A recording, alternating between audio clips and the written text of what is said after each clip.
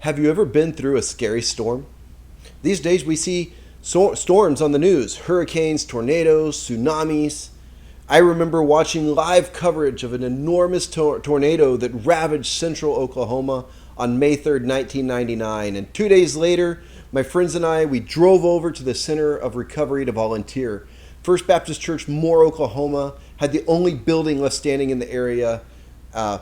Devastation was just everywhere. People from all over had come to volunteer and to clean up and help care for people who had lost their homes. And I just couldn't imagine being in the middle of that storm. And today we're going to look at a story about Jesus being in the middle of a storm. But in the previous section, Mark had been focusing on parables and the teachings of Jesus. And now we're moving into a section where he tells stories about Jesus' authority. And at the beginning of the gospel, he had told us that Jesus taught like someone who had real authority. Now he's taking time to demonstrate what authority Jesus has. And in these stories, Jesus ends up spending most of his time around the Sea of Galilee. We'll notice some themes here like fear, desperation, death, sleep. We will find that those who are open to experiencing Jesus' power in their lives are usually people who have been brought down by some situation, and in desperation they seek him out. But not everybody seeks out Jesus in their times of trouble. They're in no less difficult of a situation, but they do not acknowledge their need for him. Today we're going to read Mark chapter 4, verses 35 through 41. But before we do, I would just like to ask you, please like this video, subscribe to my channel to keep studying the Bible with me. It says, "That day, when evening came, he said to his disciples, 'Let's go over to the other side.' Leaving the crowd behind, they took him along, just as he was in the boat. There were also other boats with him. A furious squall came up, and the waves broke over the boat, so that it was nearly swamped. Jesus was in the stern, sleeping on a cushion. The disciples woke him and said to him, 'Teacher, don't you care if we drown?' He got up, rebuked the wind, and said to the waves, 'Quiet, be still.' Then the wind died down, and it was completely calm. He said to his disciples, 'Why are you so afraid? Do you still have no faith?' They were terrified, and they asked each other, 'Who is this? Even the wind and the waves obey him.'" During the pandemic in 2020, faith over fear became a popular slogan as people began to rebel against public health mandates. Faith over fear kind of became a rallying cry for people to oppose government restrictions. You can still find people wearing t-shirts with this slogan, which mostly now is just about which political party you endorse. But faith over fear is really a theme of this passage, and it's not meant to be a political slogan at all. Rather, it's meant to be a way of life as Christians put their trust in Christ through the storms of life. If you notice, however, in the story, the disciples remain in fear. First, they were afraid of the storm, and at the end, they're terrified of Jesus. This is actually not uncommon in the Bible. We often see that when God does something great, people become afraid of him. The reality is that God's awesome power is far beyond our comprehension. Our ideas of his power are just simple caricatures of God's greatness. Our God spoke the world into existence. And all of the amazing scientific realities of space, matter, and time, the formation of the earth, its heating and cooling, the advent of life, all of this is the result of a simple word from the lips of God.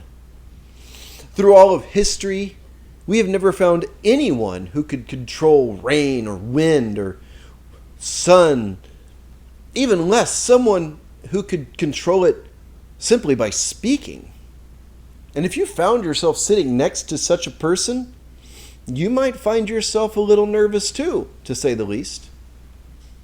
That Jesus could speak a word to nature and it would obey him, would immediately connect him to God who spoke the word at creation. The disciples were Jews who had grown up with the Bible. They knew all about Genesis. They had hung out with Jesus and they'd eaten with him, they'd talked with him, they'd seen him work miracles. But commanding nature with the word, that was another level. Who exactly is this guy who's sitting in the boat that we all thought we knew? He speaks with the same authority as the God of Genesis. The book of Proverbs tells us that fear of the Lord is the beginning of wisdom. But following Jesus in faith moves us one step farther beyond fear. It opens our hearts to welcome God's scary, awesome power into our lives, which casts out all fear. Have you ever been in desperation or fear? Did you feel like Jesus was asleep? You see, the disciples here, they rebuked Jesus. Don't you care what we're going through? Aren't you worried that we're going to drown? Even though he's been there with them the entire time. Jesus was calmly resting. Where was his trust? In God. He did not fear. And not because he had the authority to calm the wind, but because he trusted his life into God's hands at all times and in every situation.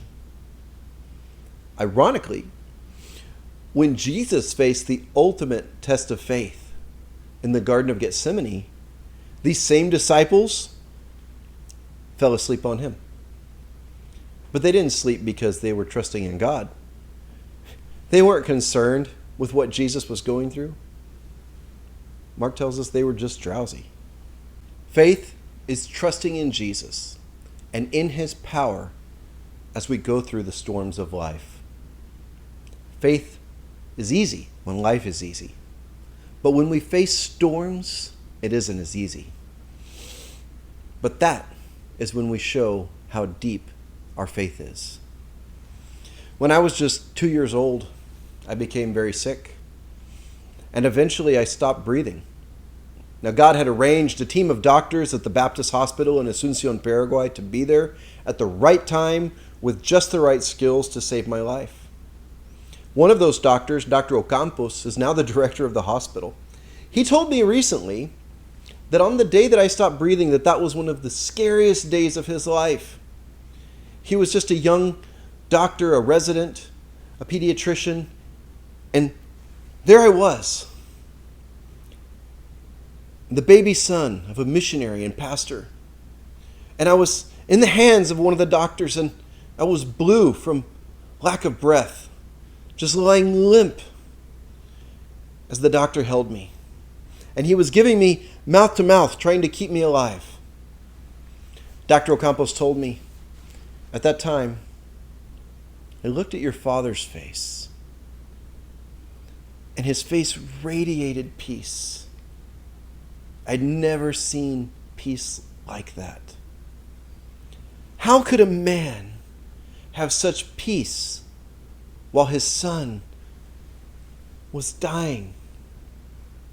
He said, I realized that I was in the presence of a very spiritual man.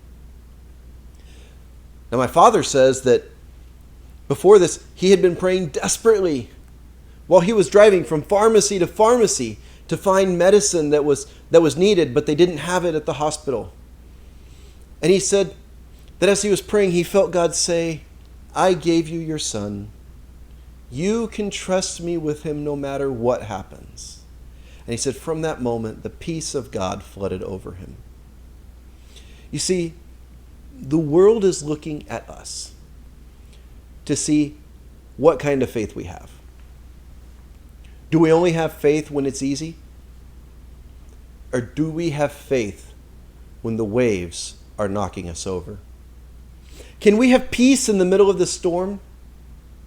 Because the one who commands the winds and the waves is with us? Maybe we think he doesn't care. Or maybe we think he's asleep. but he's with us nonetheless. You see, Christ has not promised to take us out of every situation or even to fix them all. But he is with us in the storm. And if we lift our eyes to him in faith, we can have peace knowing that the Lord of creation is with us in the boat.